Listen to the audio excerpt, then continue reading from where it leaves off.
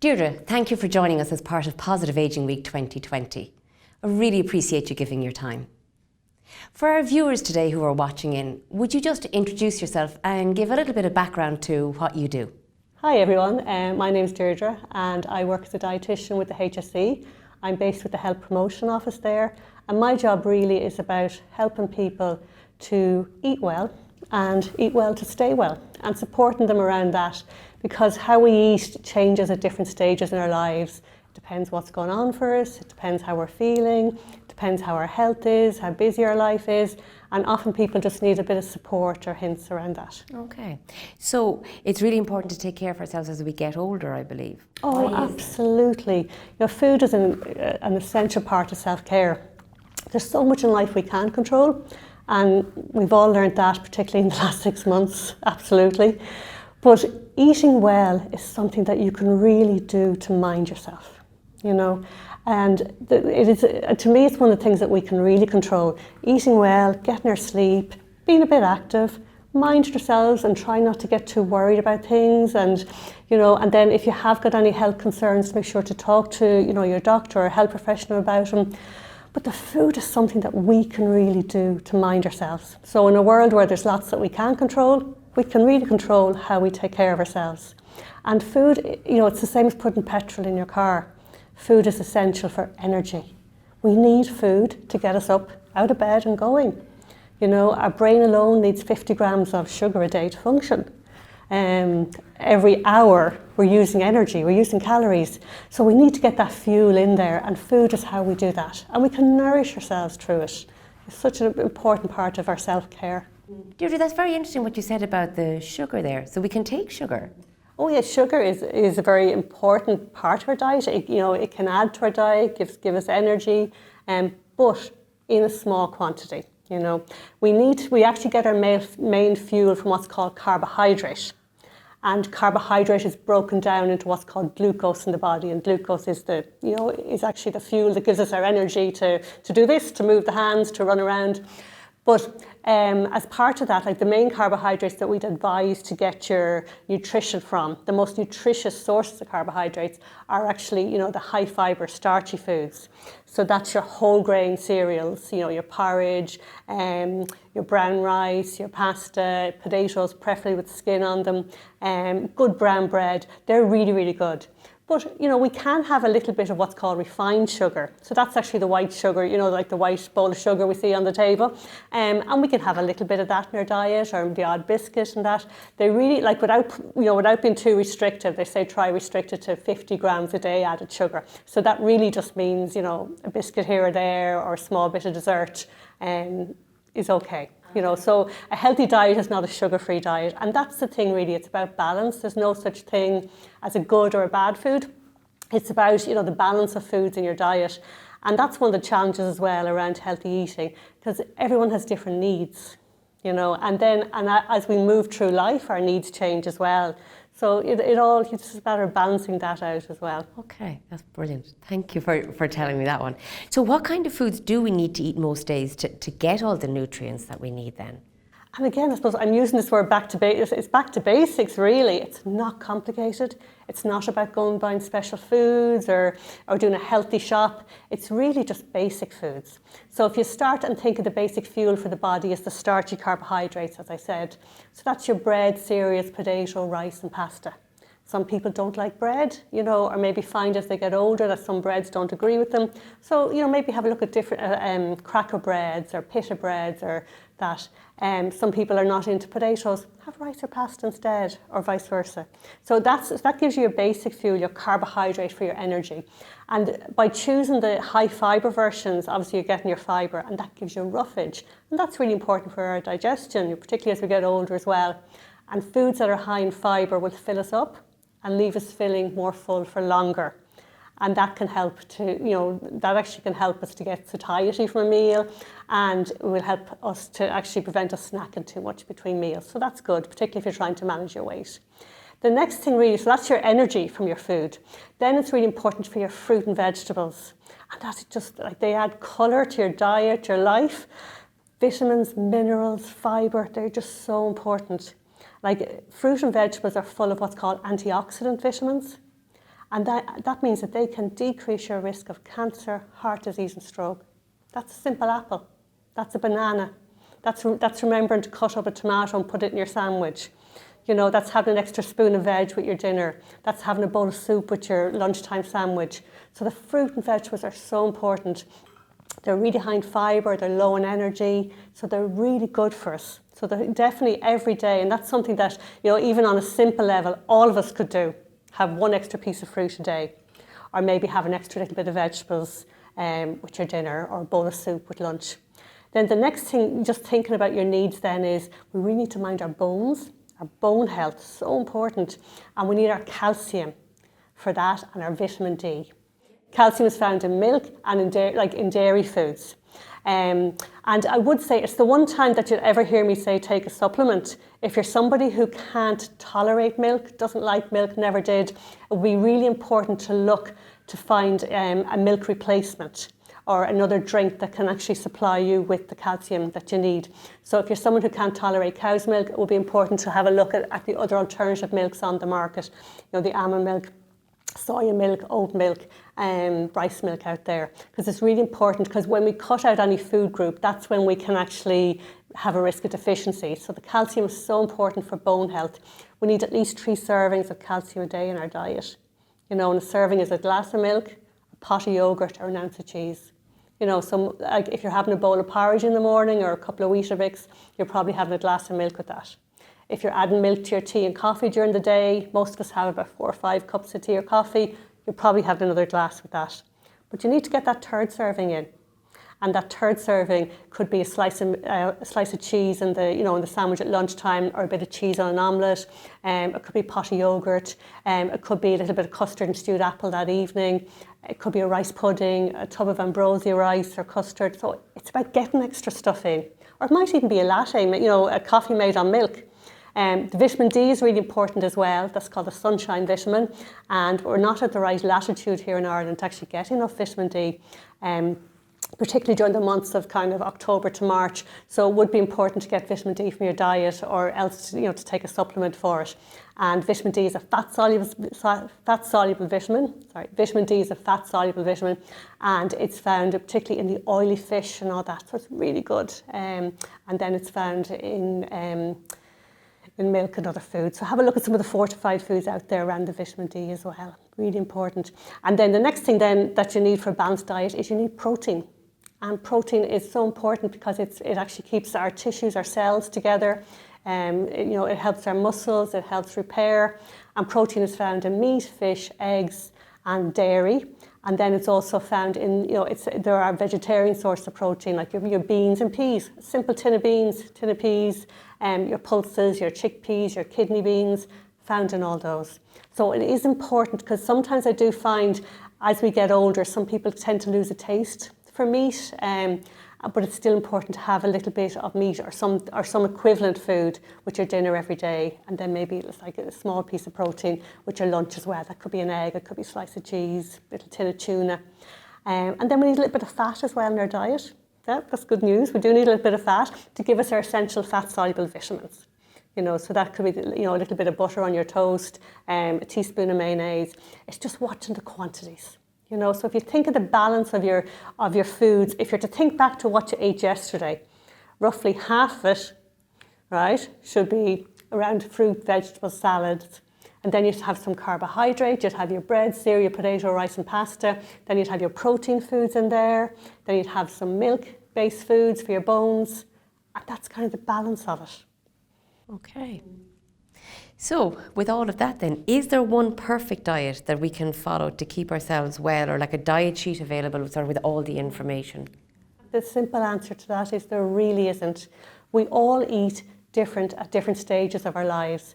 And when we're working with someone around our food, it's really important to look at what's going on for that person, how they are, how they are health-wise, what their values are around food, and then also like what their time and energy is around giving to food, what other things are going on in their lives, and kind of having a look at it and saying, okay, well look, we know it's important to have, you know, the carbohydrate foods every day, preferably high fibre ones. We know our fruit and veg are important. We spoke about the protein, we spoke about the bones, we spoke about, you know, making sure we have enough iron, fibre, all those. So having a look at someone and saying, okay, well look at what's going on here, kind of what's the priority?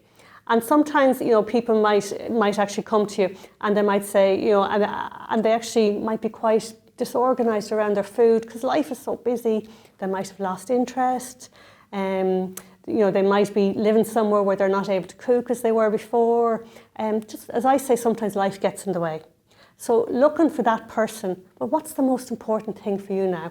What could you do to help yourself? And it's picking one or two things. For some people, it's about having regular meals. For some people, it's about actually just getting back to actually developing their shopping skills. You know, and just as I always say, if you just think of the next few days ahead, sometimes a week is too long. The next few days, knowing roughly what meals you're going to have for the next few days and supporting them around that. So like it's really, and then you'll have somebody else whose diet might be really quite good and they might be just looking at maybe getting a little bit of extra, you know, fatty acids into it or that kind of thing. So it's really meeting people where they're at. And it's about making a goal, doing one or two things, achieving them and then going back and having a look at that again and moving on. So that's why I would say diet sheets don't work, you know, because one size doesn't fit all. You need to look at your life, what's going on for you, what's important for you around your health, and what can you do now at this time? What have you got control over? That makes so much sense. I really love that. So in listening to that then, you know, should we only eat fresh foods to be healthy? No, absolutely not. You know, there's lots of different foods out there. Okay, fresh food, yes, it's absolutely very nutritious. If it's locally grown and sourced, it's brilliant around food wastage, you know, everything around that. But we live in the real world. And what I would say to you is, you know, that fresh food, yes, it can be fantastic. I'm thinking of fresh fruit and vegetables. I would prefer fresh vegetables myself, but I have frozen veg in the freezer. Frozen food can be really, really good as well because when food is frozen, it's frozen at its peak and the vitamins and minerals are actually sealed in. So you know yourself, you can buy a bag of carrots, you can take them from the bottom of the fridge and you're like, are they bendy? So often with our fresh vegetables, if we don't use them within a short period of time, you know, they actually can spoil. And then that leads to food wastage. And obviously, you know, if we're spending our money on food, we want to get the best value we can out of that. So frozen food can be really, really good. Frozen vegetables as well. I spoke about actually filling half your dinner plate with vegetables. That's a lot of vegetables. And that also can actually involve a lot of preparation for it. So the frozen vegetables can be really good to complement that. Like a bag of frozen peas is 60 cents. You know, frozen sweet corn, mixed frozen veg, that they can complement it. You can get a bag of frozen spinach, and the spinach is frozen into little balls. So you can add each ball into your bolognese or your stew or your curry, and you're getting your spinach straight away, no wastage. Because it's very easy to buy a bag of fresh spinach and it spoils in the fridge after a while. So it's really looking at those kind of things. Sometimes even, you know, it actually depends on your circumstances in life. You may find that you have less time to prepare meals, or maybe you've been ill and you know, or maybe or you just don't have the energy anymore. So you have to weigh it up. If it takes you half an hour to actually prepare a meal, and then that leaves you too tired to actually eat the meal or to enjoy it, well then you need to look at actually how can I make things a little bit easier for myself. And frozen vegetables can really fit in there. Even, you know, as practical as you can get a bag of frozen sliced onions, frozen diced onions for 60 cents. You can put a handful of those into any dish. You can get frozen sliced peppers, frozen sliced mushrooms. So you need to think about actually, if you're someone who, you know, maybe it's a little bit more challenging to get fresh food all the time, or maybe you only get to the shops once a week, or maybe you only have a certain amount of money to spend on vegetables, that the frozen can really fit in there. They can really complement it. So frozen food is actually really good. And I also would mention tinned food as well. It's really good to build up a good store cupboard of tinned food. And tinned food can be really nutritious. So if we're to stay on the vegetable route, tins of chopped tomatoes, tins of sweet corn, tins of beans, tins of peas. We can buy tins of soup. Really handy to have like maybe a couple of tins of chicken soup or lentil soup in your press to have it, to have it for your lunch. Very tasty. So it's actually looking at that kind of thing. So, and even when you're doing your shopping, if you do your shopping, I would say to use your fresh food that you buy first. And then you can actually go to your freezer or go to your cupboard for the next few days after that. So that's really, it's about, kind of looking at different options. And I think the thing is sometimes, because we've always eaten one way or shopped one way, doesn't mean that as our life moves on that we might look at different ways of doing things. So what I'm hearing is that it's about a little bit of planning when we're shopping. Absolutely. Having some things stored up and having that mix of maybe fresh, some from the tin and some from the freezer. Yeah, absolutely, and it's really good, especially as we move into the winter. That we might plan on doing our shopping every second or third day, and then sometimes things happen. It might be weather, it might be health that we mightn't get back out to the shops. But if oh, it's okay. I have I have a tin of salmon or a tin of tuna in the press, and I have a bit of pasta. I'll make dinner out of that. Or if you have something in your freezer, that you can have, it actually takes the pressure off. And even with your meals, there's nothing, it can work really well, say if you're making a stew or a pasta or a shepherd's pie, to actually freeze an extra portion and put it in the freezer. And then on days, where you don't actually have the time, or maybe it just doesn't work that you're able to, to cook a hot meal that day, you have it there ready for you. And I suppose, the thing as well to reassure people is that frozen food doesn't lose any of its nutritional value. So when we freeze food, it actually locks in the nutrients.